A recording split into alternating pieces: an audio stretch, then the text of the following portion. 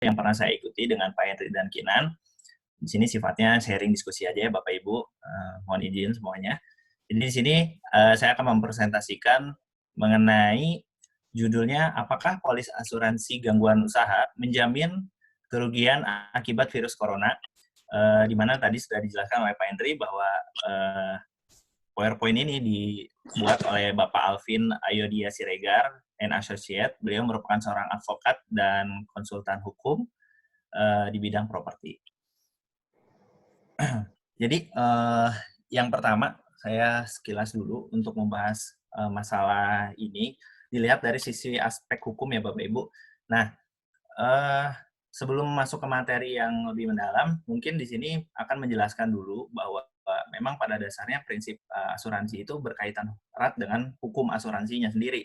Jadi di sini akan menjelaskan lebih ke aspek hukum asuransinya sendiri.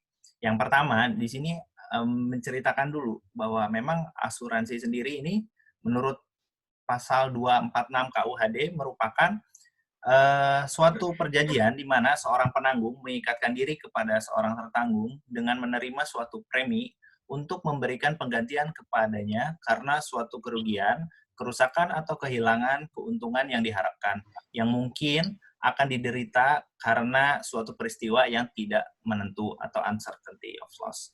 Nah, selanjutnya, menurut Undang-Undang Nomor 40 Tahun 2014 tentang perasuransian, asuransi adalah perjanjian antara dua pihak, yaitu perusahaan asuransi dengan pemegang polis, yang menjadi dasar bagi penerimaan premi oleh perusahaan asuransi sebagai imbal untuk satu, memberikan penggantian kepada tertanggung atau pemegang polis karena kerugian, kerusakan, biaya yang timbul, kehilangan keuntungan, atau tanggung jawab hukum kepada pihak ketiga yang mungkin diderita tertanggung atau pemegang polis karena terjadinya suatu peristiwa yang tidak pasti, atau yang kedua, memberikan pembayaran yang didasarkan pada meninggalnya tertanggung atau pembayaran yang didasarkan pada hidupnya tertanggung dengan manfaat yang besarnya telah ditetapkan dan atau didasarkan pada hasil pengelolaan dana. Nah, jadi di sini di Indonesia sendiri untuk asuransi atau perusahaan asuransi ini sudah diatur di Undang-Undang Nomor 40 Tahun 2014. Selanjutnya, di sini dijelaskan bahwa perjanjian asuransi itu masuk ke dalam perjanjian perdata. Hemat saya, kalau untuk perjanjian perdata sendiri, merupakan suatu perjanjian yang mengikatkan antara satu pihak dengan pihak yang lain untuk saling memberikan komitmen, kurang lebih seperti itu.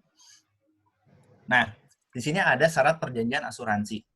Menurut KUH Perdata nomor 1320 dan 251 KUHD, ada beberapa poin untuk syarat perjanjian asuransi. Yang pertama, adanya persetujuan kehendak. Tentunya persetujuan kehendak ini dari kedua belah pihak. Siapa yang berhendak untuk melakukan asuransi atau perjanjian asuransi. Yang kedua, ada wewenang melakukan perbuatan hukum. Yang ketiga, ada benda yang dipertanggungjawabkan. Mungkin kalau dalam prinsip asuransi ini adalah insurable interest-nya. Yang keempat, ada sebab yang diperbolehkan atau coverage atau jaminan-jaminan yang diperbolehkan. Yang kelima, adanya pembayaran premi. Nah, tentunya pembayaran premi ini merupakan bentuk persetujuan dari tertanggung bahwa mensepakati adanya perjanjian dengan penanggung atau asuransi. Yang terakhir ada kewajiban pemberitahuan dari tertanggung. Nah, ini lebih ke arah utmost good faith atau pengungkapan fakta-fakta material yang perlu diungkapkan pada saat mengajukan suatu perjanjian asuransi.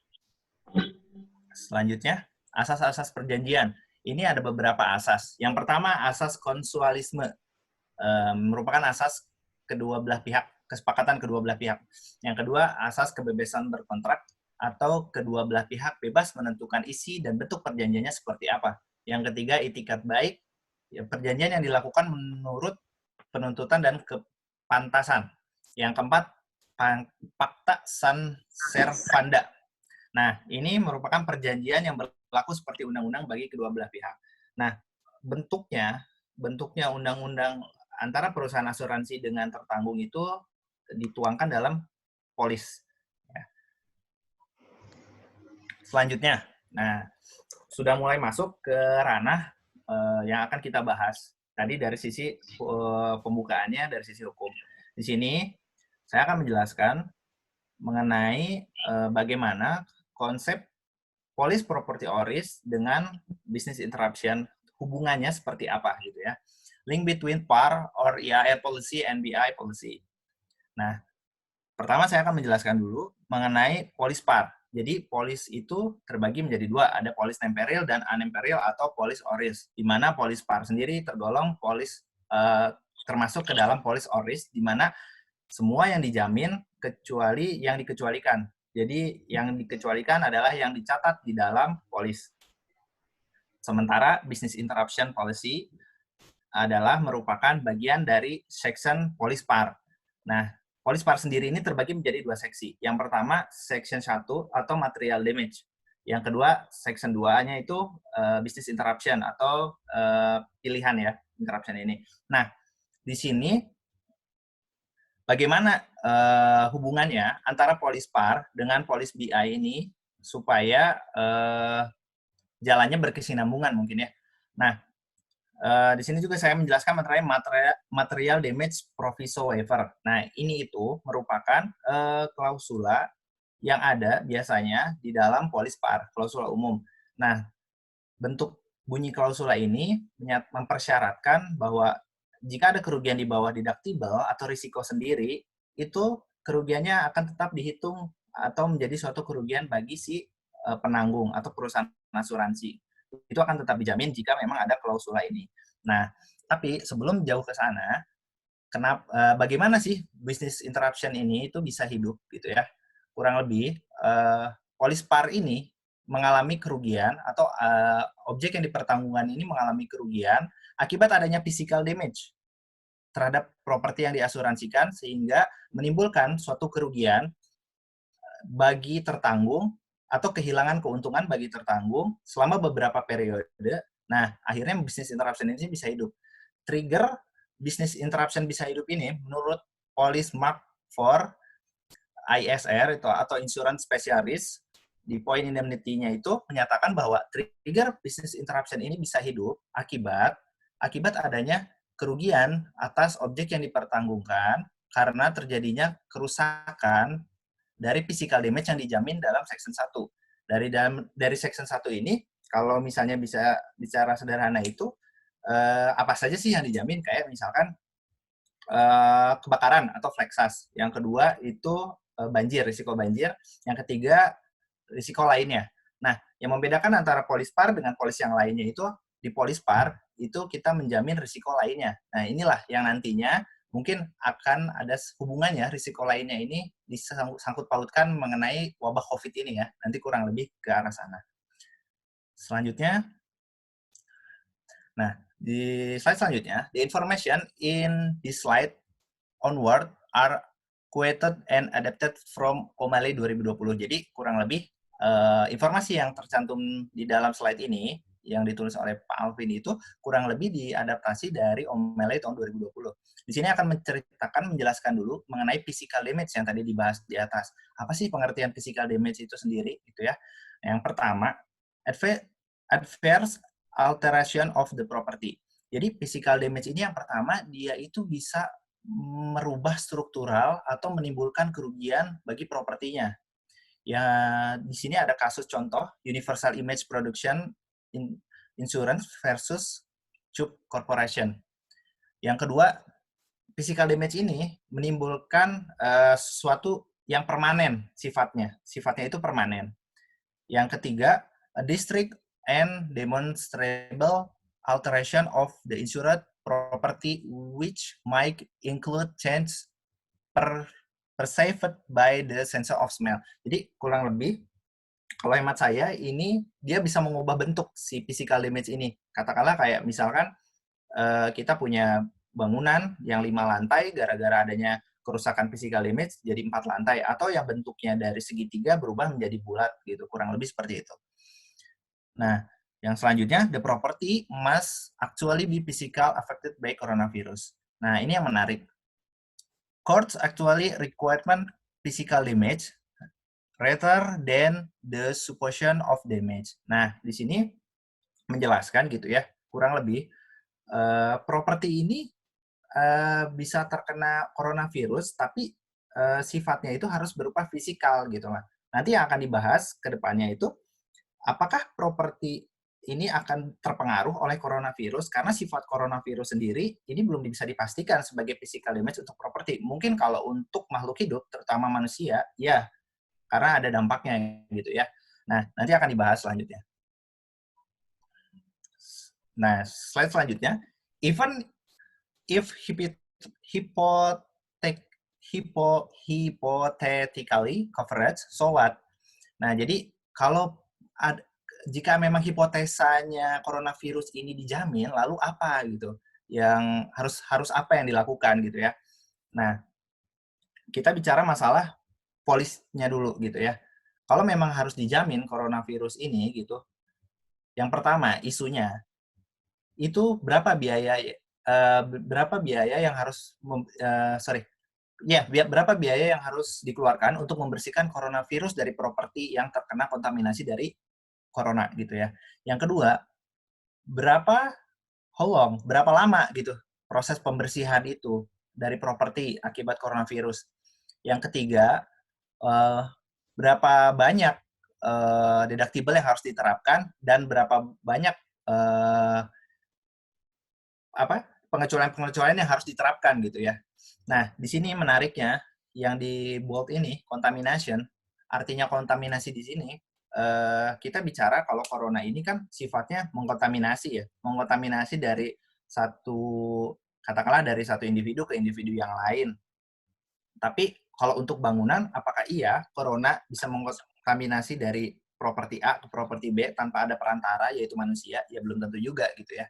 Kurang lebih seperti itu. Selanjutnya, what if COVID-19 does not fall under the definition of contamination of the PAR or BI policy? Jadi, bagaimana jika coronavirus ini tidak dijamin dalam definisi polis PAR atau BI?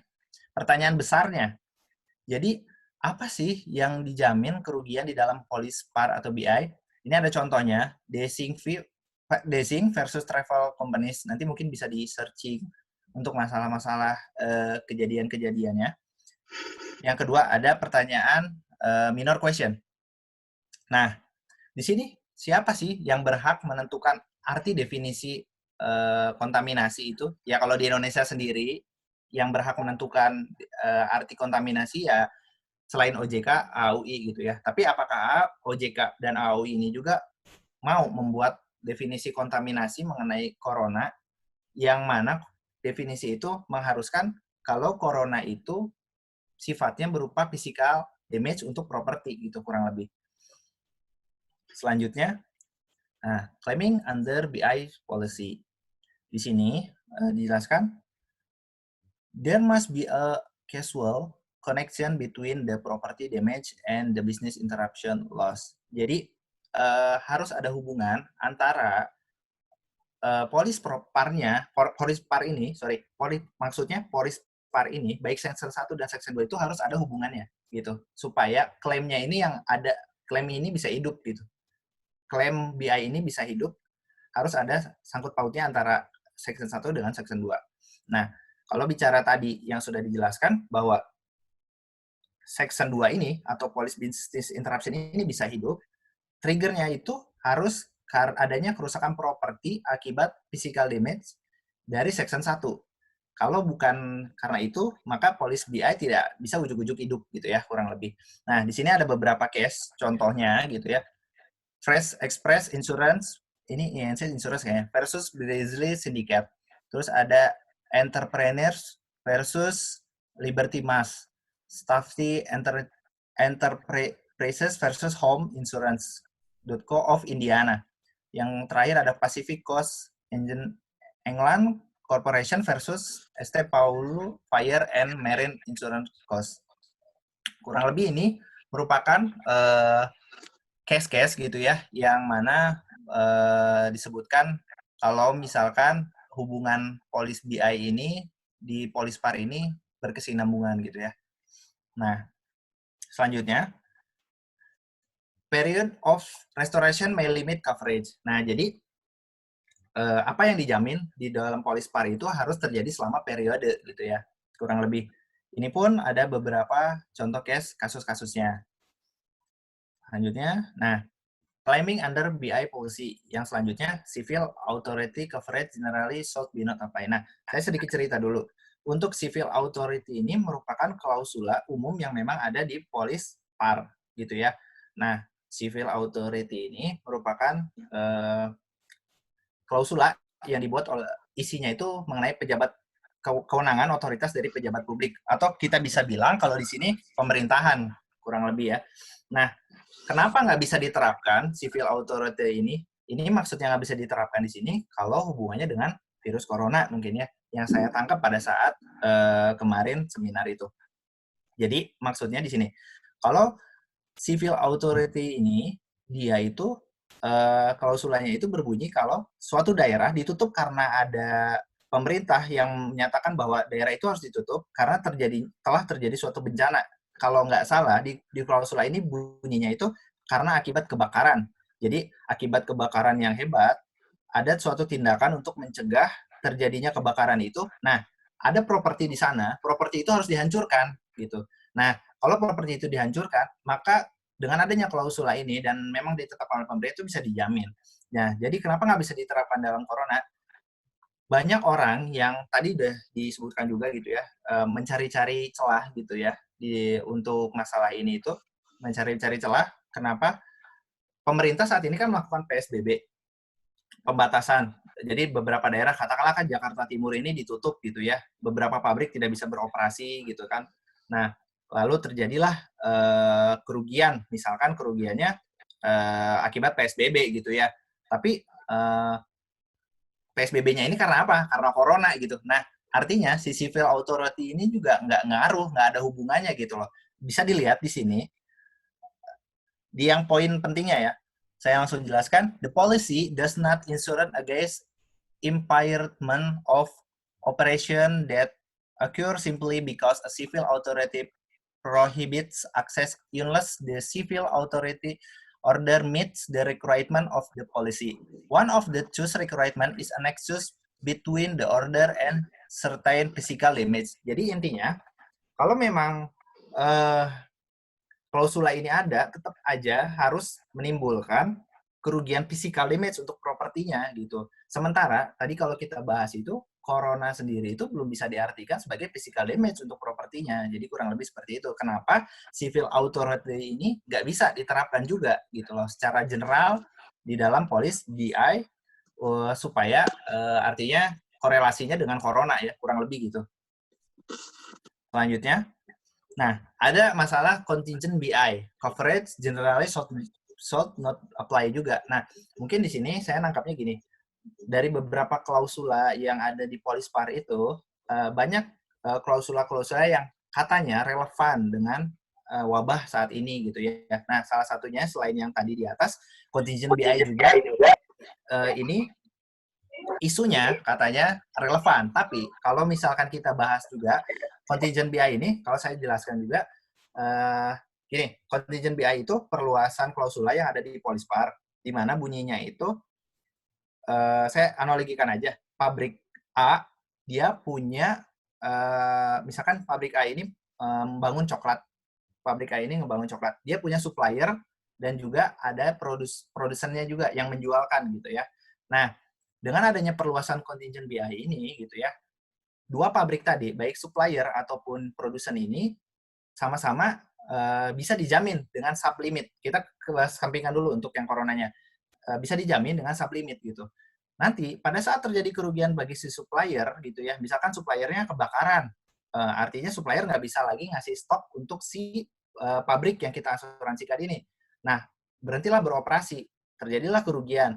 Kalau misalkan memang itu kerugian yang dijamin di dalam polis, artinya dijamin gitu.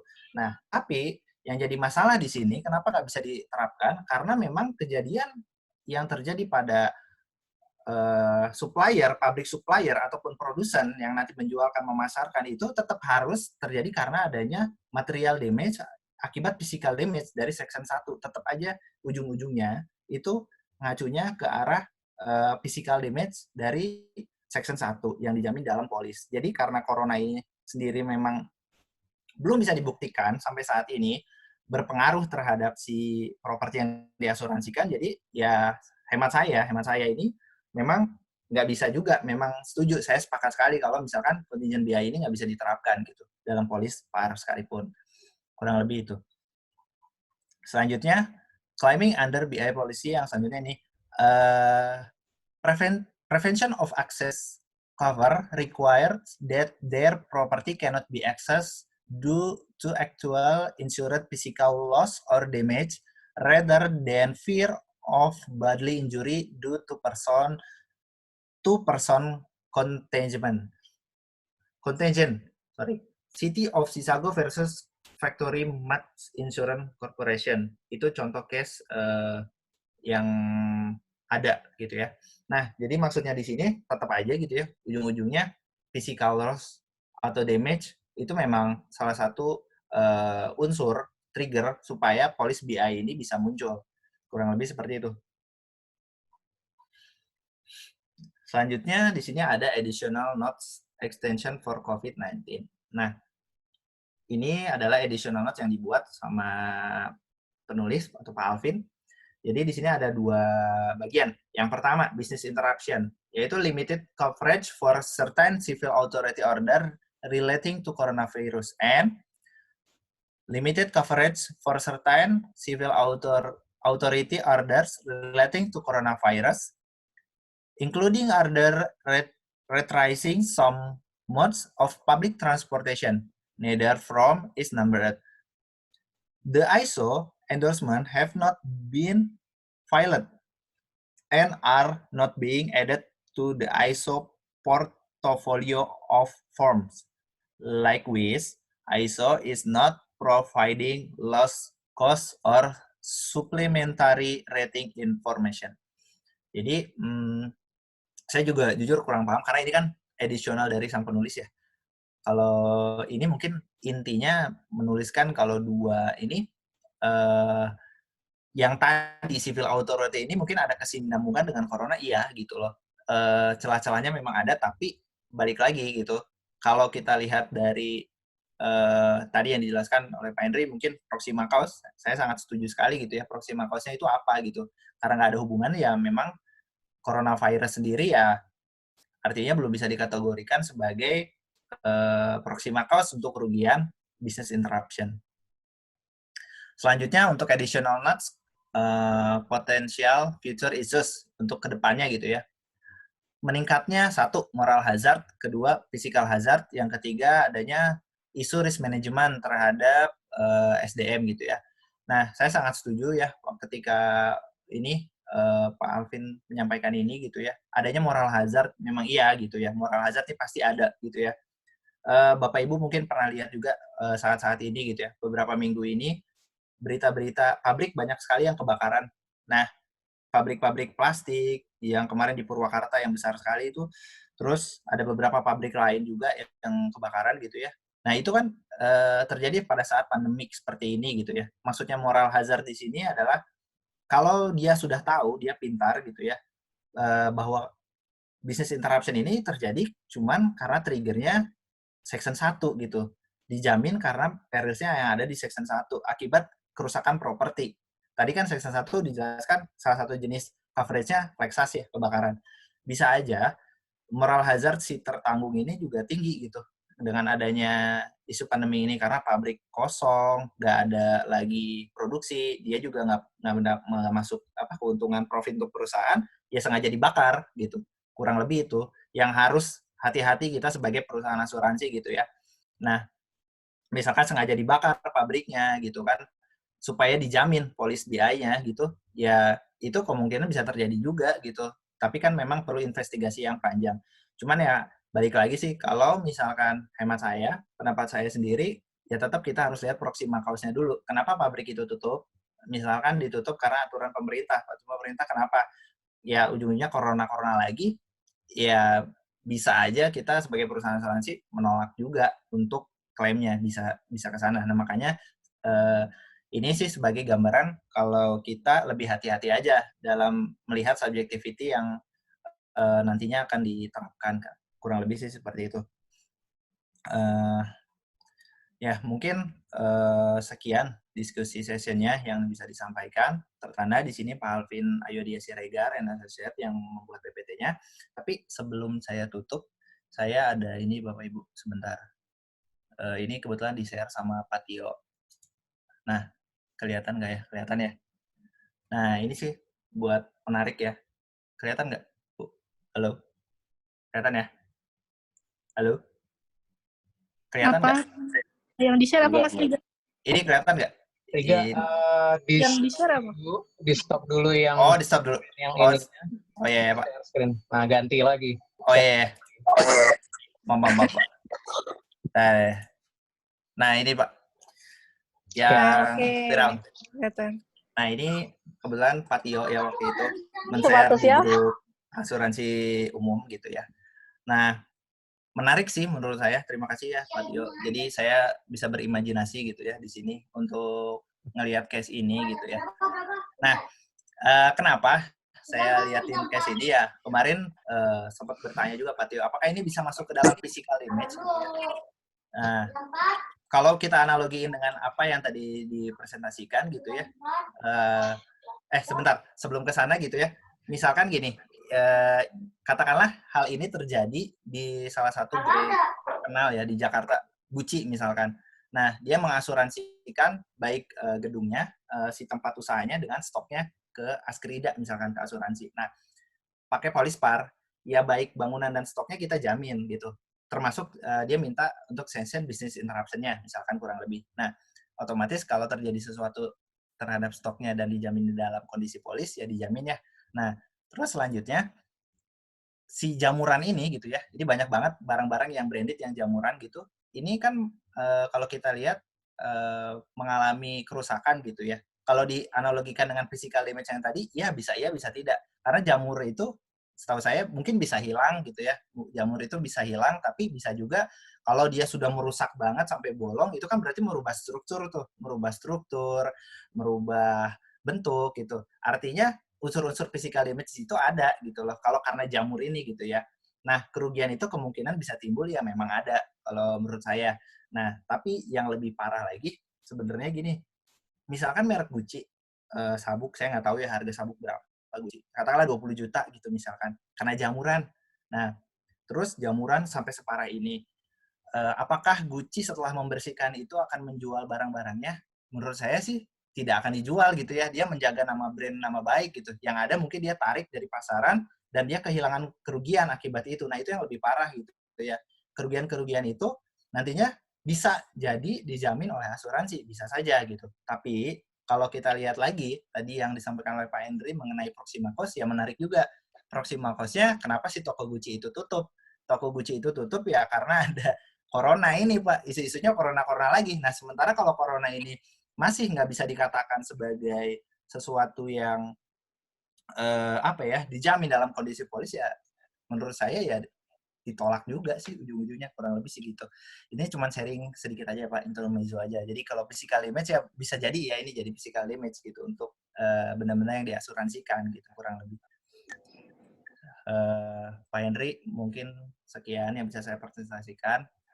Mohon maaf atas kekurangannya. Dikembalikan ke Bapak. Oke, terima kasih Riga atas presentasinya. Biarin aja dulu yang tadi barusan share screen-nya. Nanti ada beberapa hal yang saya tambahkan juga kaitannya dengan materi yang tadi lagi. Tapi sebelum itu mungkin silakan ya teman-teman yang udah ikutan di dalamnya atas paparan Riga tadi. Mungkin ada hal-hal yang mau ditanyakan atau mau didiskusikan. Saya buka sesi untuk tanya jawabnya. Silakan. Nanti dibuka aja mute-nya itu ya bagi yang mau bicara satu-satu. Ada yang mau ditanyakan? Ke Riga sebagai presenter kita hari ini. Saya mau nanya, Pak. Siapa Reza ya? Ya, Pak. Iya, Ki. Sebelumnya Riga, makasih atas presentasinya. Iya, Reza.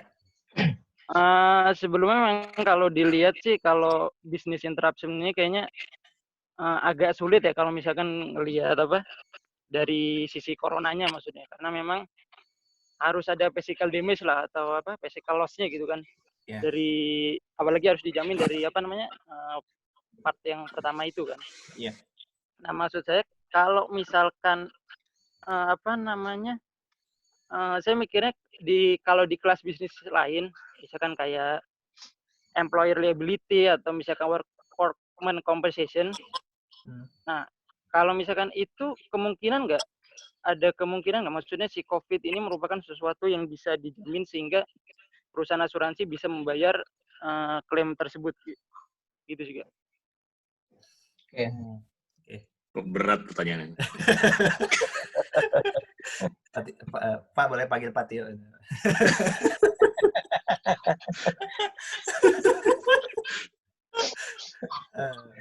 Kemarin bahas ya. Riga mau jawab apa enggak? Ke bapaknya dulu, Pak. Kemana Pak Tio? Maaf Kak, soalnya itu business interruption agak kecil ya soalnya. Betul, Reja. Betul. Saya boleh sedikit iniin lah ya. Oke. Atau Pak Henry mau komen dulu? Kalau saya sedikit tadi statement terakhirnya si Reza ya. Saya nggak coba jawab apa inti pertanyaan dia. Tapi kalau dibilang kecil untuk apa yang lagi dibicarakan di BI ini ya, sebaliknya Reza, justru yang lagi dipusingkan ini di industri kita ataupun termasuk dunia ya, sehingga bermunculan lah diskusi-diskusi mengenai aspek dampak dari corona ini pada khususnya di BI, karena sebetulnya udah banyak nih kalau di Indonesia. Waktu itu saya ingat Pak Alvin juga terangkan ya, di Indonesia mungkin belum menggeliat nih atau belum cukup sadar nih pelaku-pelakunya, broker kah, tertanggungnya untuk apa ya, melihat celah-celah yang ada untuk mengklaimkan situasi atau kerugian yang terjadi kepada asuransi. Dia analogikan sebetulnya ini kantong duit nih sebenarnya yang lagi diintip-intip sama masyarakat nih sekitarnya. Kalau di luar negeri, mungkin kayak di Cina atau di Amerika, orang udah mulai nih menatap ke sisi sektor asuransi. Wah, ini ada kantong duit nih ceritanya nih. Kayaknya enak nih kalau buat diklaimin. Selama ini kita udah berasuransi, taunya udah bayar premi, ya masa ada kerugian nggak diganti. Sebetulnya kalau premis berpikir yang barusan saya ucap itu kan memang hampir ada ya di semua sisi ya, atau di semua sektor produk. Jadi kalau bicara, balik lagi ke tadi statement terakhirnya Reza, mungkin kamu melihat dari sisi bahwa katakanlah ya seharusnya itu pembuktiannya ada di polis propertinya terlebih dahulu, material damage-nya ada atau enggak, sehingga membawa itu kepada BI-nya. Kita orang industri berpikir seperti itu semua reasuransi, tapi pada kenyataannya justru ini nih yang lagi cukup besar untuk dibidik oleh orang-orang yang tentunya mengalami kerugian. Bukan hanya di Indonesia nih ya, bahkan di dunia problemnya di sana. Kebetulan kemarin saya memenuhi undangan Indonesia Re untuk ikut web seminarnya juga, menggantikan Pak Dirtek, membahas masalah ini juga. Nah, kalau di sana itu dipaparkan dari semua lini bisnis pada dasarnya. Dia bahas dampaknya dari sisi properti, engineering, marine, bahkan marine cargo, termasuk juga yang kamu tanyakan employer's liability, PA lah, semacam itu ya. Saya nggak coba jawab dulu apa yang ditanyakan, ada Pak Tio nanti mau berpendapat juga. Tapi apa ya, dalam artinya melihat dari yang kemarin, seminar kemarin itu adalah bahkan bukan hanya BI, semua scope of business relatively saat ini, kalau dicerita ada dampak dari COVID ini, ada dampak ya. Cuma nanti seberapa jauh terhadap kerugiannya nanti dikembalikan lagi ke masing-masing kelas bisnis itu sendiri. Itu ya. Jadi bukan satu isu yang ringan sih pada dasarnya. Kecuali memang kita cukup confident ya untuk based on kontrak kita menyatakan bahwa sesuatu itu dijamin atau nggak dijamin. Gitu ya. Exposure-nya lumayan loh kalau yang untuk BI ini. Gitu ya Jaya, sepintas dulu untuk statement kamu aja. Tapi kalau untuk spesifiknya di IL sama ininya, ya monggo, coba kita diskusin dulu yang lain sebelum saya ikutan. Oke, thank you Pak Tio, silakan. Ya, apa namanya? Kalau ini yang dibahas kan lebih mungkin ke arah properti ya, di bisnis interruption gitu ya. Saya sih mau berpandangan begini, Pak. Syukurlah kita tinggal di Indonesia gitu ya, related sama apa yang tadi disampaikan sama Pak Henry. Kalau saya baca-baca dari beberapa literatur yang lagi ada saat ini gitu ya, justru di klaimnya si asuransi properti ini di business interruption dalam tanda petik itu malah klaimnya saat ini justru lebih besar daripada kejadian klaim di WTC ya, World Trade Center. Jauh melebihi itu gitu. Kalau saya baca yang jadi permasalahannya itu kalau nggak salah ada di territorial limitnya itu ada di Amerika sama di UK. Jadi saya kalau baca-baca kurang lebih potensi loss-nya itu jauh melebihi dari klaim World Trade Center. Itu dulu satu gitu ya. Artinya bisa jadi kita nggak tahu ya polis yang ada di belahan dunia sana itu apakah sekarang itu sudah dinamis sekali mengikuti perkembangan zaman atau enggak, saya nggak tahu juga. Tapi kelihatannya memang kalau di daerah di Amerika gitu ya, di Kanada mungkin polisnya bisa jadi karetnya luar biasa gitu. Jadi dimanfaatkan oleh beberapa tertanggung yang melek sama hukum. Terus lagi kondisinya kalau nggak salah di Amerika sendiri nih saat ini si Donald Trump-nya juga minta asuransi buat bayar klaimnya. Kalau yang saya baca-baca mengenai coronavirus. Jadi makin kacau lagi nih si asuransinya otomatis sudah nggak bisa lari juga kalau misalkan udah diminta seperti itu. Kalau tadi saya baca di American Action Forum itu salah satu kondisinya bahwa di sana even presidennya aja udah bersikap gitu loh. Nah di sini kan kita untungnya nggak terlalu asuransi mungkin nggak terlalu jadi aspek yang di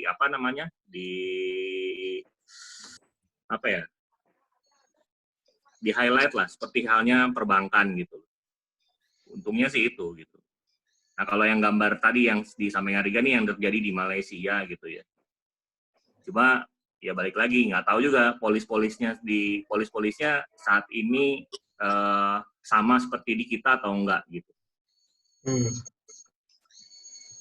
Nah, terus lagi kalau mengenai tadi Reja nanya mengenai employer's liability sama workman's compensation. Kayaknya sih ya untuk coronavirus ini nggak hanya di harta benda gitu ya, nggak hanya di harta benda, banyak memang karena sendi-sendi aspek di asuransi, terutama kalau yang saat ini nge-hit itu kalau nggak salah ini masalah cancellation, event cancellation di beberapa negara. Di Inggris kalau nggak salah ada event tenis ya yang nggak jadi, batal gara-gara ini dan asuransi diminta bayar kalau nggak salah sekitar $250 juta. Nah ini kemarin yang lagi diminta juga sama teman-teman di perencanaan untuk running insurance. Masalah event, termasuk sama event cancellation juga kalau nggak salah. Nah, untuk employee liability sama workman's compensation, ya saya coba jawab dari sisi pemahaman saya ya. Employee liability itu sama workman's compensation kan setahu saya itu saling berkaitan. Dimana kalau workman's compensation mungkin yang paling paling mudahnya adalah in excess dari apa yang kita punya sekarang di Jabodetabek BPJS Tenaga Kerja. Artinya ketika misalnya ada asuransi yang ada tertanggung yang mengasuransikan di Workom tadi, lalu si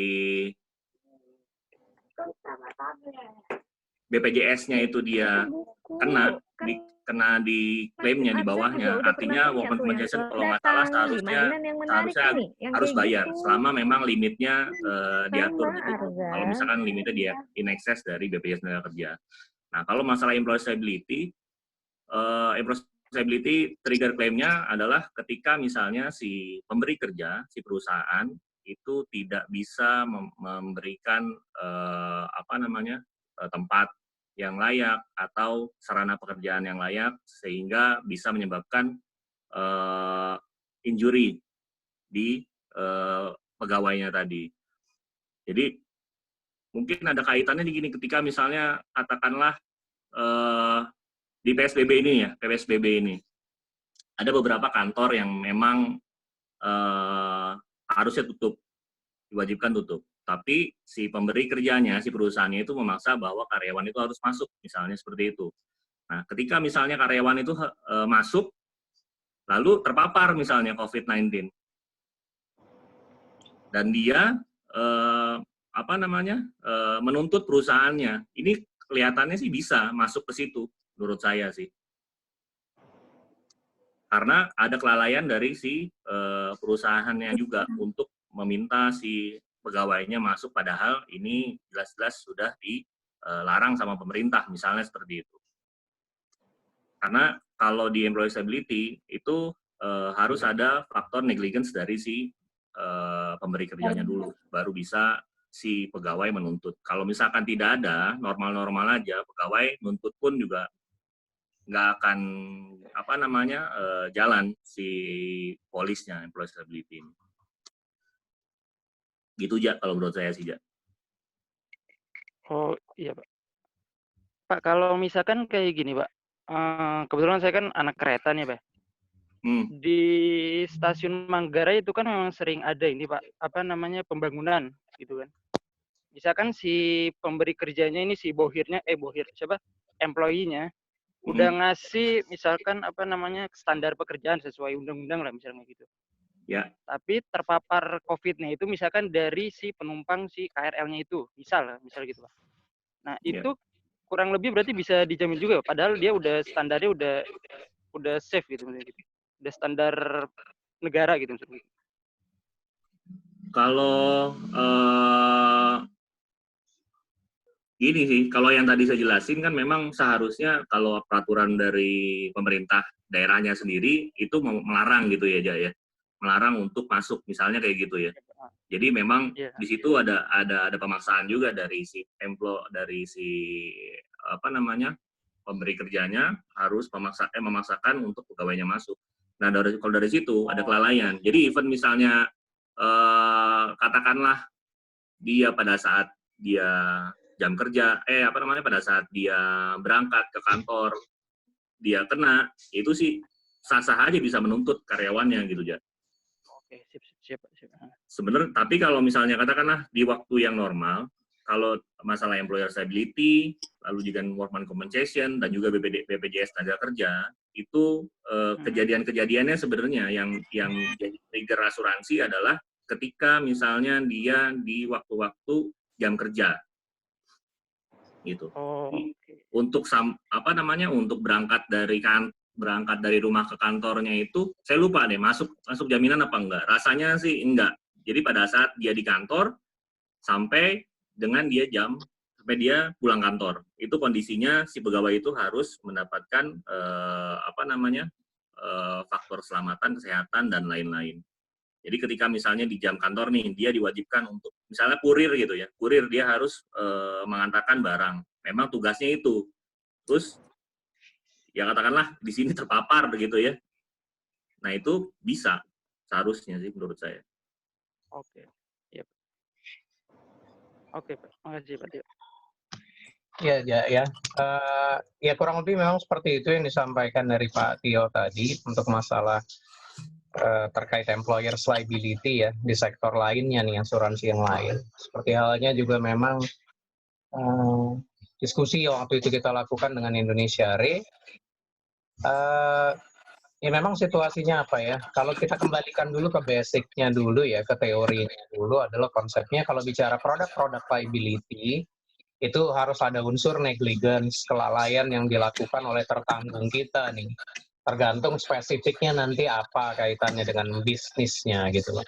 Kalau produk liability berkaitan dengan produk yang diproduksi oleh si tertanggung kita, public liability, lain lagi ceritanya, termasuk sampai dengan si employer's liability. Kemarin itu singkatnya memang kalau tertanggung kita sudah dapat membuktikan bahwa dia sudah melakukan standar duty of care yang menjadi bebannya ya, kewajibannya terhadap masyarakat terkait aktivitasnya, ya pada prinsipnya kalau dari sisi coverage-nya memang nggak bisa itu di cover gitu ya. Ya kita bisa lihat variasinya macam-macam seperti yang udah Reza sampaikan.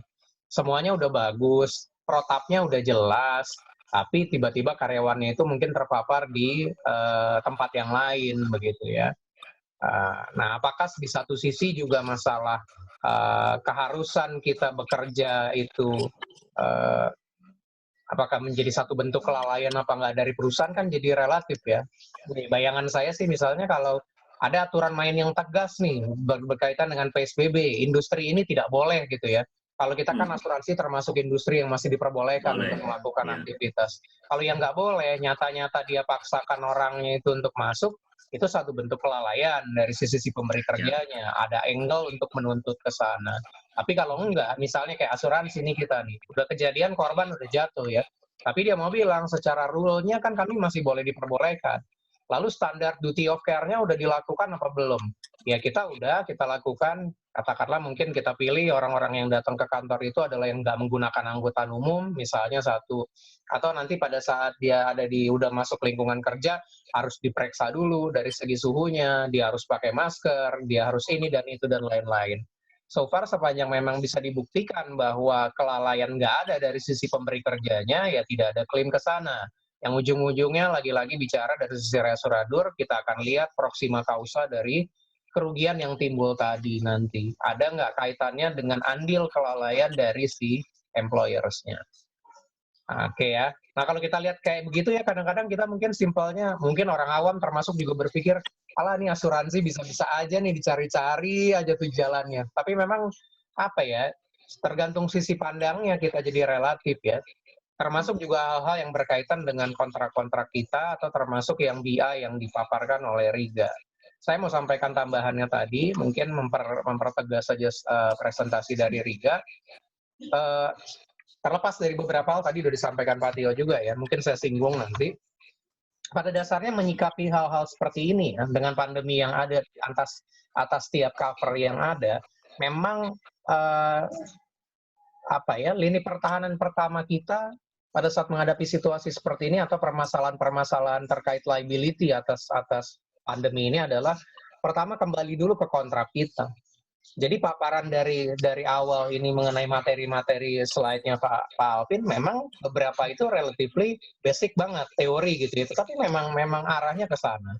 Saya coba share screen ya, tutup dulu. Oke. Masih tatap materinya Pak Alvin tadi ya, saya mau recap ulang beberapa. Contoh ya, ini ya, kelihatan ya materinya ya. Jadi tadi saya bilang, menyikapi permasalahan yang ada, pertama kembali ke kontrak kita dulu. Polis kita sendiri bicara seperti apa. Dilihat dari syarat-syarat sahnya perjanjian itu sendiri juga ya, perjanjian asuransinya seperti apa. Semua akan mengerucut kepada permasalahan apakah kontrak kita itu cukup jelas, tegas ya, dan memang kesepakatan kedua belah pihak gitu. Artinya memang saya mau bilang ya, contoh bicara masalah BI aja nih, masalah pertama kita ya, dari sejak awal diskusi itu terjadi, akhirnya saya tanya-tanya, kebetulan terkaitan dengan case fakultatif tadi saya udah sebut, lalu akhirnya kami ikut seminar ini ya, di mana masing-masing pelaku beda-beda semua persepsinya.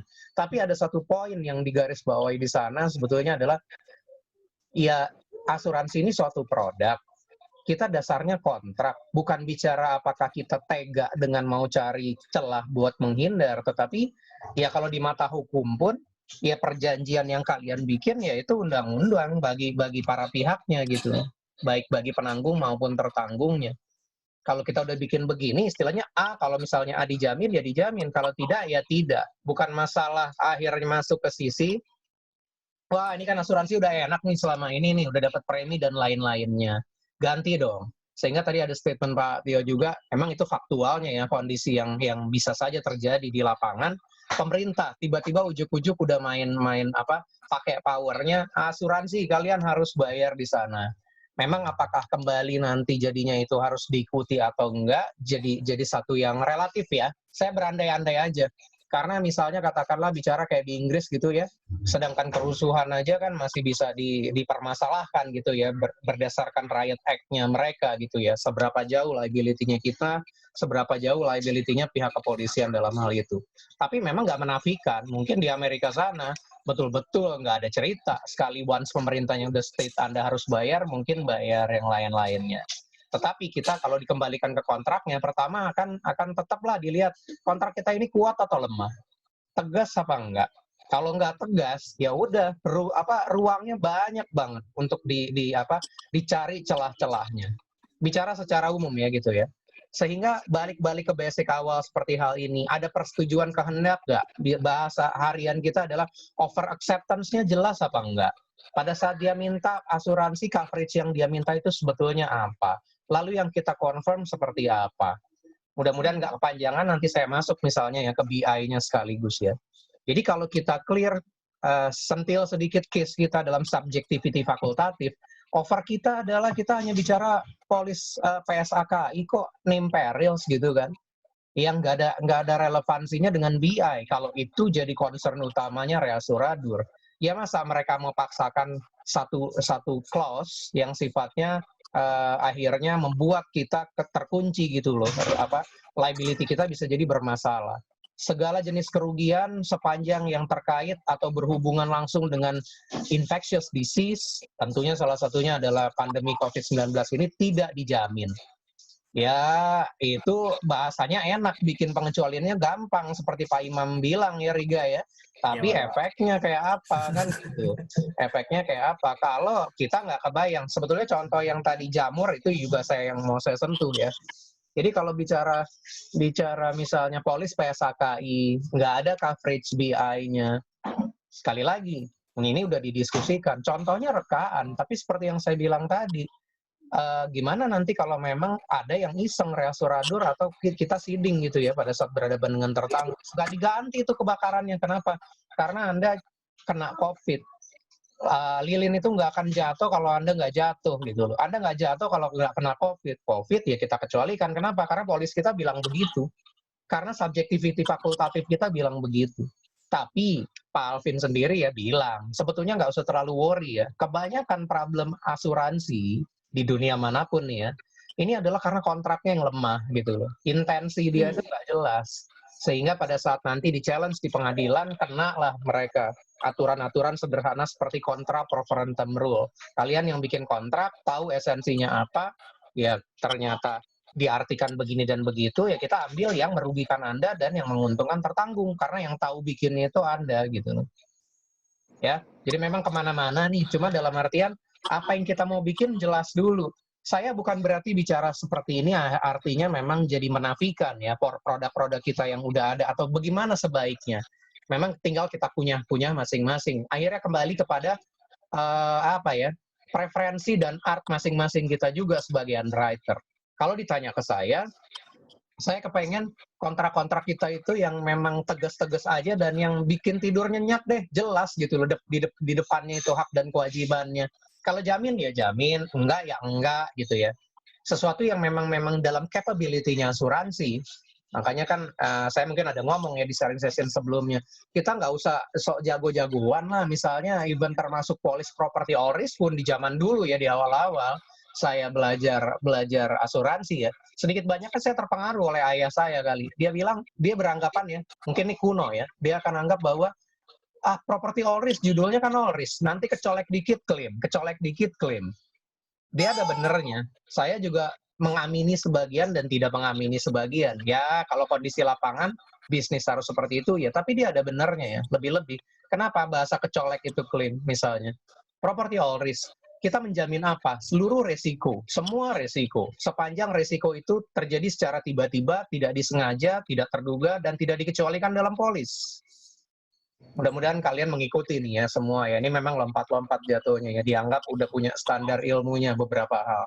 Tapi kalau bahasanya seperti itu, artinya kita ya, simplinya, kalau dari pendapat saya, Underwriter itu harus jaga loh betul-betul pengecualiannya. Dia mau bikin apa tuh pengecualiannya di sana?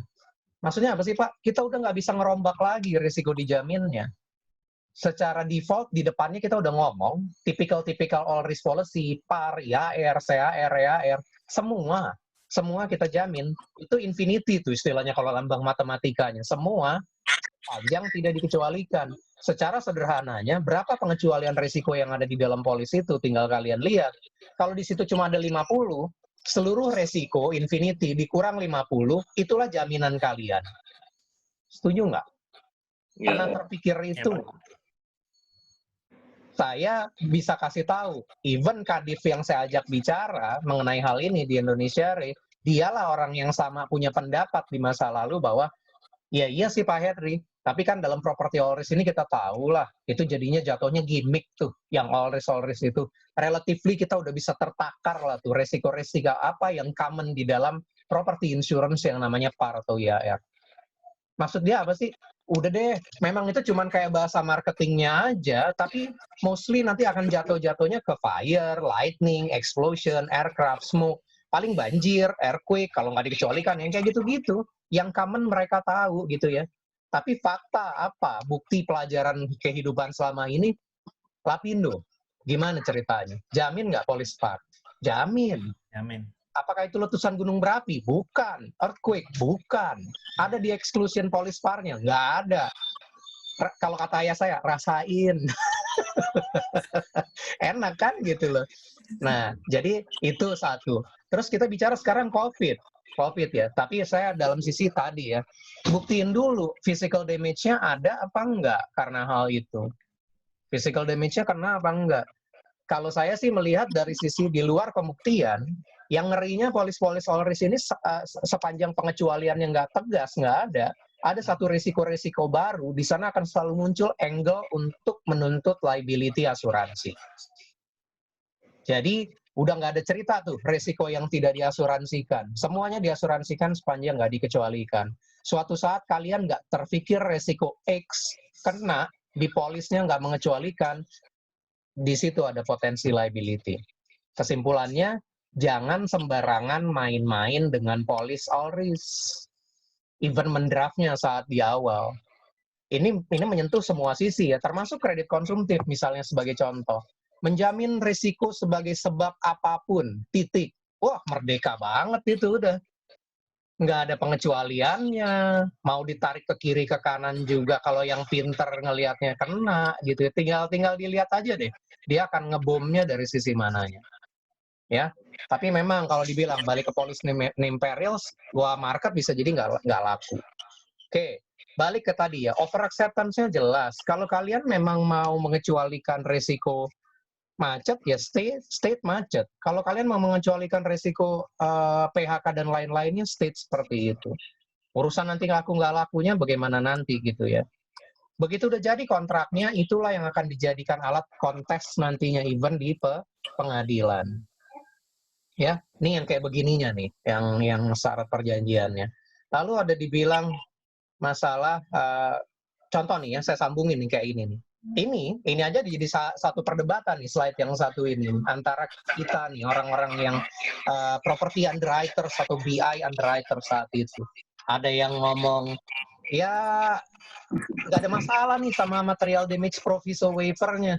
Wah, nggak ngerti deh, saya agak-agak mumet juga tuh waktu ikut di situ ya. Mungkin saya akhirnya berpikir, kali kita nggak sama-sama memahami klausul yang ada kali ya, atau versinya beda-beda. Istilahnya misalnya nih, kalau ada celah loh gara-gara masalah material damage proviso waiver, padahal klausul yang satu ini hanya bicara bahwa kerugian yang dijamin di dalam polis material damage kayak PAR, PSAKI atau IAR dijamin ya resikonya ya. Tapi loss-nya under deductible kan nggak diganti tuh sama polis MD-nya, polis material damage sama polis PAR IAR-nya nggak diganti. Tapi BI-nya tetap jalan. Bisa nggak? Bisa. Makanya ada klausul ini, material damage proviso waiver. Apa yang kita waive? Untuk situasi kerugian under deductible, tapi kerugiannya dijamin, BI-nya tetap boleh diklaimkan. Ini aja kemarin rame gitu kan ya. Oh berarti kita bisa masuk dong ke sisi COVID-nya ya. COVID-nya berarti dijamin. Wah ini udah beda-beda pendapat deh. Kalau saya sih kalau memang seperti yang saya sebut tadi, dasar teorinya, kita tinggal lihat. Betul seperti yang Pak Alvin bilang, bisa dibuktikan nggak sih kerusakan fisikalnya terjadi? Ada nggak sih? Gitu loh. Fisikal akibat COVID. Jadi, kalau properti rusak akibat kebakar, jelas itu due to fire. Sekarang kalau propertinya hancur gara-gara COVID, ngebuktiinnya gimana gitu loh. COVID-nya bisa mampir nih ke kursi atau ke meja, tapi kan dia nggak kelihatan.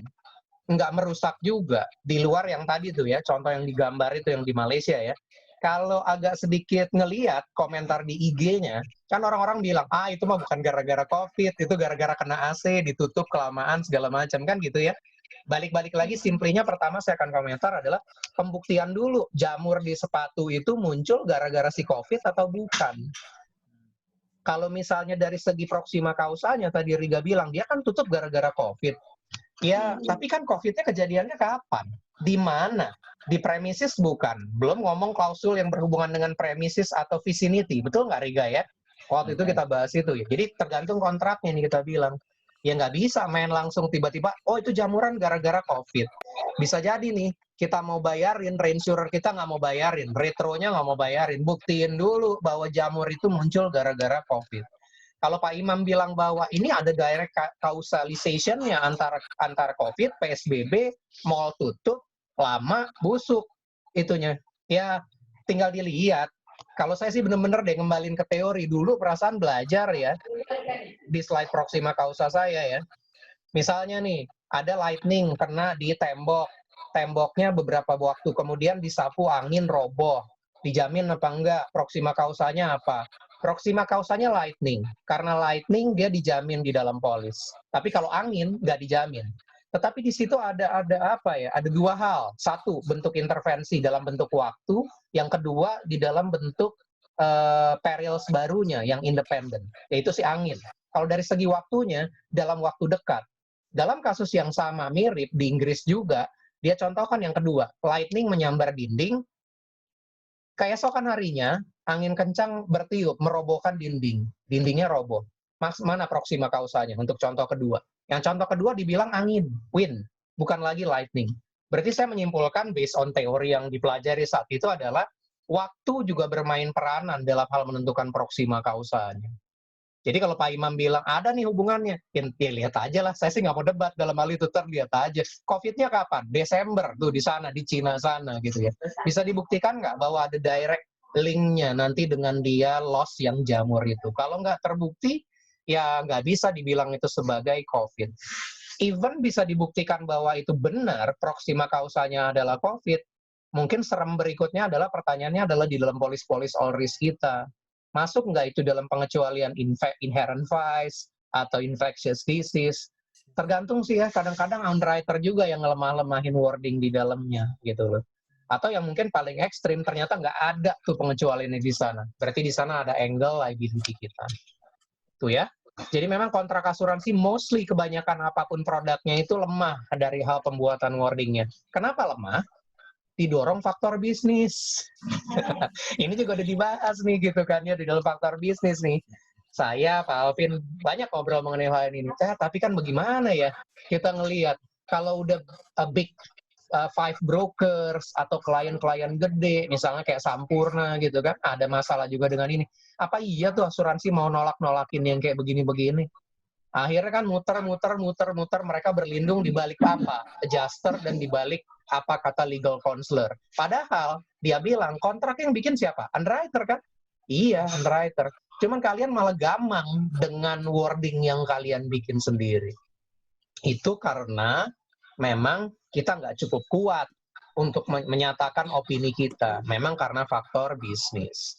Saya nggak menafikan itu ada. Tapi pada saat akhirnya kembali ke kita-kita, saya pun mereply Pak Alvin itu adalah, ya mungkin orang lain underwriter-nya begitu. So far sih kalau gue sih masih enggak lah. Dalam hal kewenangan, dalam batasan yang ada di gue, nggak gitu ceritanya. Ya harus dong, bukan mau main aman gitu ya. Karena memang di luar itu semua pada saat drafting wording, pemegang kekuasaan tertingginya adalah manajemen. Kalau memang dirasa heavily faktornya adalah di bisnis, masa kita yang mikirin? Mereka lah yang mikirin gitu loh di sisi manajemen. Ya gajinya lebih gede gitu ya, otoritasnya lebih gede gitu ya.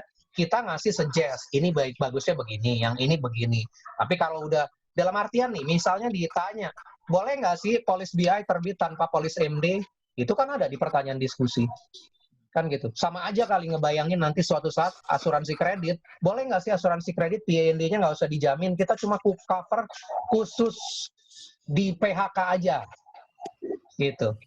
Suatu saat kan bisa aja jadi seperti itu. Mungkin itu nggak lazim, nah harus membuat kita sebagai underwriter dasarnya kuat, dan pada saat akhirnya ada ketemu tekanan bisnis atau faktor bisnis, nggak apa-apa dilihat, tetapi nanti kembalikan sesuai porsi-porsinya. Jangan terlalu gampang membuat akhirnya coverage kita itu terbuka lebar. Sorry ya, bukan berarti mau nyalahin di umum ya. Saya ambil contoh, mungkin analoginya lebih dekat ke kalian, yang paling dekat aja. Atas tender yang tender BI ya kali ya, BI ya, yang kita lagi diskusiin gitu ya, mengenai coverage public liability, personal accident, apa satu lagi? Kalau nggak salah itu? FG, ada FG-nya, TS gitu ya. Khususnya public liability dan apa sih yang satu itu, public liability sama PA lah kali ya. Kan dimana saya ngotot tuh kan di situ adalah bahwa Pak, ini selama ini udah ditempel-tempelin aja di dalam polis parnya, oke? Limitnya kecil, oke? Gimmick, oke, gitu ya. Tapi gini, ya memang saya sih agak jeli ya, mungkin karena mikir, ya karena ya, pokoknya pengajar lah, anggap aja gitu ya, pengajar beda nih sama praktisi bener-benernya. Saya terlalu mikirin hal-hal yang kecil bahwa berarti kita rely on exclusion dan TC yang ada di dalam polis par. Iya, karena itu yang ada di dalam kontrak secara tertulis. Bayangin aja, ada nggak liability dari BI-nya yang kaitannya dengan COVID ini kira-kira? Ada possibility nggak dengan zaman sekarang? Ada. PA-nya, ada kaitannya nggak? Bisa nggak nanti nggak? Ada. Aturan mainnya ada nggak di polis itu? Par? Nggak ada. Bahkan kalau kita bikin klausul tersendiri pun untuk PA maupun public liability-nya belum tentu kita bisa mewordingkan yang pas, yang aman tuh kayak gimana. Lalu apakah akhirnya justifikasinya kayak orang cabang enak ngomong tinggal bilang bahwa alah tenang aja lah Pak, itu kan kecil-kecil aja dibandingin preminya berapa tuh? 1,6 ya? 1,6 M kan ya? 1,6 M, mungkin kerugiannya kecil-kecil lah. Oke, saya bilang. Tapi saya nggak tahu deh, memang saya terlalu banyak curigaannya kali ya. Kalau ada yang manfaatin aja, entah triggernya siapa, orang-orang jahatnya, dari cabangnya kah, atau dari kitanya kah, atau dari orang BI-nya. Ini kontrak lemah nih, bisa aja gue main-mainin nih buat untuk nagih klaim PE. Kenapa? Nggak jelas aturan tata caranya, pokoknya limitnya 10 juta per orang. 100 juta per event. 1 miliar per period of insurance. Sikat aja. Tata cara dokumen klaimnya ada nggak? Nggak jelas tuh, orang pakai tata cara dokumen klaimnya properti kok, gitu. Risk cover-nya tinggal kita bikin-bikin lah. Dibobol lah kita. Kontraknya kita bisa rely itu. Enggak, lemah. Polisnya nemperials bukan? Bukan, all risk. Nggak ada jadi pengecualiannya. Oke aja. Padahal mungkin polis par itu memang customize-nya nggak cocok buat polis PA maupun public liability. Itu loh, kalau mikirin panjang lebarnya ya. Kita berasumsi semua baik-baik aja, tapi mereka belum apa-apa ngomongnya sederhana banget sih. Itu kan gimmick, itu kan dia tempelin aja, ini segala macam. Ya, kalau kita satu rangkaian perusahaan ini semua suaranya adalah sama, ya udah deh. Karena demi bisnis dan underwriter juga udah bekerja layaknya yang sebaik-baiknya, oke, go ahead.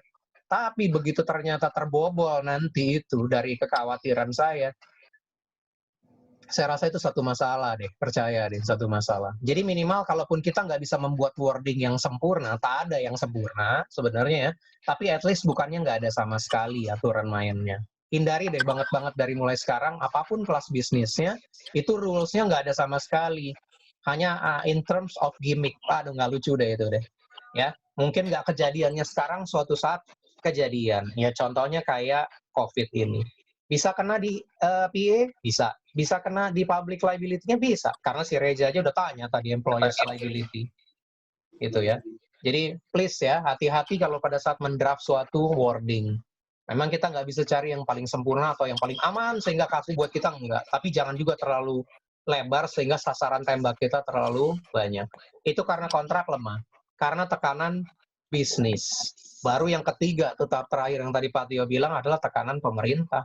Kalau dia itu semua, dasarnya, bayangin nggak sih, kontrak udah lemah gitu ya.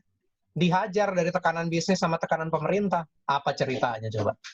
Ya kita udah kayak dana sosial, bayar-bayarin aja. Saya ngomong kayak begini dalam artian bukan apa-apa. Ini perusahaan kan mencari laba gitu loh. Ya kontraknya jelas, produknya jelas.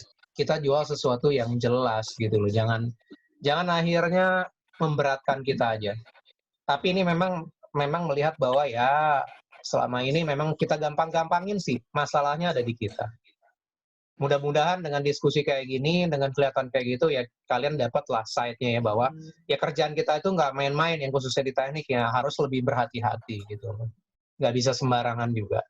Oke, sedikit saya tambahkan lagi, apa yang dipaparkan Riga mengenai case-case ini adalah mungkin ada yang terlewat, Riga sedikit, adalah Pak Alvin sampaikan bahwa ini semua adalah cerita-cerita yang kasus terjadi di luar negeri, khususnya Amerika ya. Karena dia diminta oleh ALC untuk mengomentari bagaimana pandangan atau case-case di negara lain. Rules-nya jelas loh. Tapi apakah begitu kita pelajari ini jatuhnya kita akhirnya bisa menggunakan argumen-argumen ini? Belum tentu. Karena ini di sana. Kalau ini case-nya, jurisprudensi di Amerika. Nggak dikenal di kita, di hukum Indonesia, boleh pakai jurisprudensi kasus mereka-mereka ini yang enggak. Artinya memang, balik-balik lagi, salah satu tameng utama kita adalah kontrak kita sendiri, yang bagus ya, antara kita dengan tertamu. Kita boleh belajar dari sini, sehingga memuat di kontrak kita seperti apa, tetapi apa yang dia disebutkan di sini, relatively adalah praktek di luar negeri, yang belum tentu bisa diterima di sisi hukum Indonesia. Dia bilang kok asuransi itu dilihat kayak orang tukang tipu aja. Riga dengar itu kan waktu itu kan. Jadi kalau kita di pengadilan belum apa-apa asuransi, ya udah bayar dong, premi udah dibayar gitu kan. Kalian ini nipu aja. Itulah karena memang orang-orang hukum kita pun juga nggak paham mengenai asuransi. Itu ya. Jadi ini informasi aja. Lalu ada tadi sedikit yang masalah. Nah ini nih.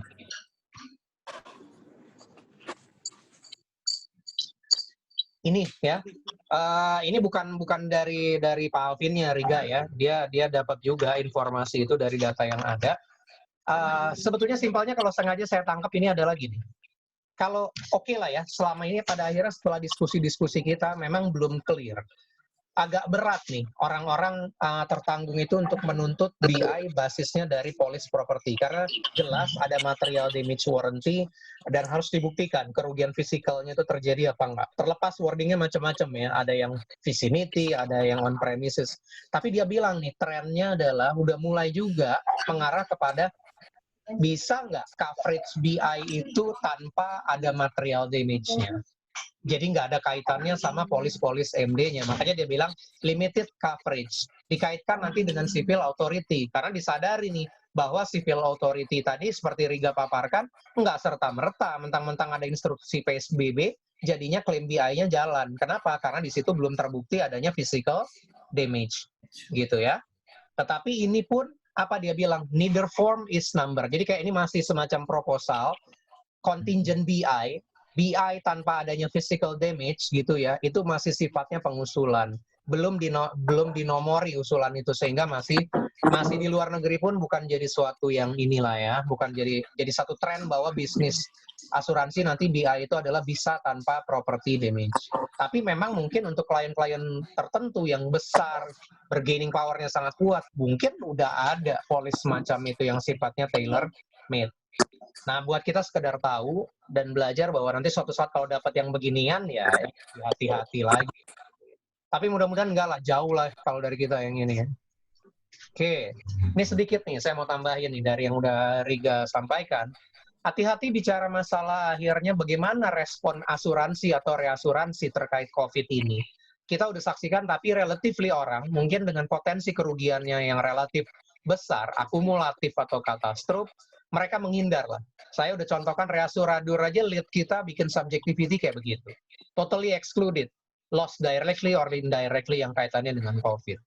Ini jangan lupa, dia ada pesannya bagus juga. Ya kalau begini kan increase faktor moral hazard.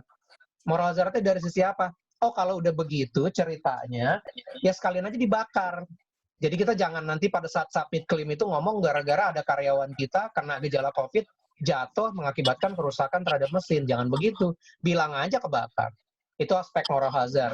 Kalau akhirnya saya menyimpulkan kita nggak cukup fair memberikan cover kita di depannya itu. Yang harusnya layak kita jamin, dijamin. Yang jelas tegas-tegas kita perlu nggak jamin. Kalau nggak ujungnya moral hazard. Ya udah deh, polisnya dibikin begitu sama Skrida, totally excluded. Nanti dia bakar beneran, gitu kan. Bukan gara-gara masalah COVID, walaupun trigger utamanya itu, proxima causanya itu. Nah, kedua, berikutnya, masalah physical hazard, bukan dari sisi bahwa ada timbul kesengajaan ya, tapi mungkin satu isu bagi underwriter dalam hal mengunderwrite, ini kan karena ada pembatasan bergerak, jadi kan mungkin bisa jadi okupasi tertentu itu sifatnya jadi silent risk, benar nggak? Jadi silent risk, sehingga di situ ada aspek physical hazard. Tak terhindarkan lah, dalam artian pada saat kita mengunderwrite properti ke depan, kita pikirin juga nih, ini kemungkinan dia akan occupied atau enggak kira-kira. Kalau dia silent, jatuhnya di situ ada aspek physical hazard. Dan yang ketiga memang ini lebih umum lah ya, bicara aspek manajemen risiko. Kesulitannya mungkin tertanggung kita untuk comply dengan risk management optimal karena adanya pembatasan ruang gerak mereka dengan adanya lockdown atau PSBB tadi. Ini lebih kepada insight, underwriter kalian pikirin loh, bahwa memang hal-hal yang sifatnya mitigasi risiko dengan keadaan sekarang, inilah dampaknya dari si COVID tadi. Jadi mereka bukan longgar ya, atau melonggarkan. Keadaan memaksa bahwa seakan-akan jadinya risk management itu tidak jadi optimal. Itu jadi satu concern kita dalam hal mengunderwrite apapun produknya itu. Mungkin itu ya, dari sisi saya tambahan. Oke. Saya lagi yang ngomong, guys. Pak, makasih Pak koreksi tambahannya. Enggak, maksudnya lama-lama teman-teman bosen. Dari session saya nggak usah ada. Oke, baik. Ada yang mau ditanyakan lagi teman-teman yang lain? Jangan-jangan pada tidur nih, soalnya videonya nggak ada nih, ketutup semua. Lagi sambilan ada yang masak. Bisa jadi itu, bisa jadi. Masih memperhatikan nggak? Jadi memang kebanyakan bicara properti sama biaya tadi, tapi main poinnya harusnya sih masuk ke sektor manapun. Kontrak kita harus tegas, jelas ya, apa yang kita mau tutup, bagaimana kita mengunderwrite-nya, jangan terlalu dilonggar-longgarkan, dalam artian jangan terlalu kelepas juga lah ya, kekencangan sekali juga nggak pas. Memang harus sesuai kondisi yang ada ya, tiap kelas bisnis punya unique problemnya masing-masing, itu saya sadari itu, nggak di umum, konsumtif, ataupun yang kredit non-konsumtif. Tetapi basically sih teorinya sama. Dan jangan menggampangkan ya, COVID ini saya rasa sih efeknya bisa kemana-mana gitu ya. Tapi kalau kontrak kita jelas, setidaknya itu pijakan awal.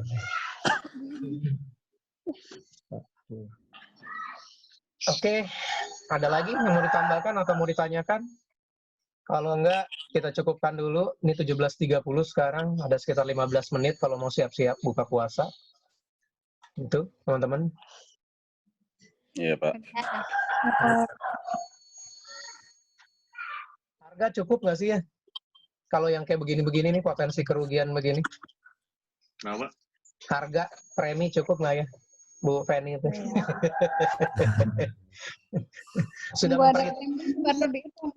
Sudah memperhitungkan belum secara statistik nih resiko-resiko pandemi seperti ini? Enggak, itu jujur banget kan. Itu satu isu yang perlu diperhatikan sama underwriters juga. Kontrak-kontrak kita pada dasarnya selama ini pasti jauh dari berpikir hal-hal yang semacam ini dan akan sangat under pricing.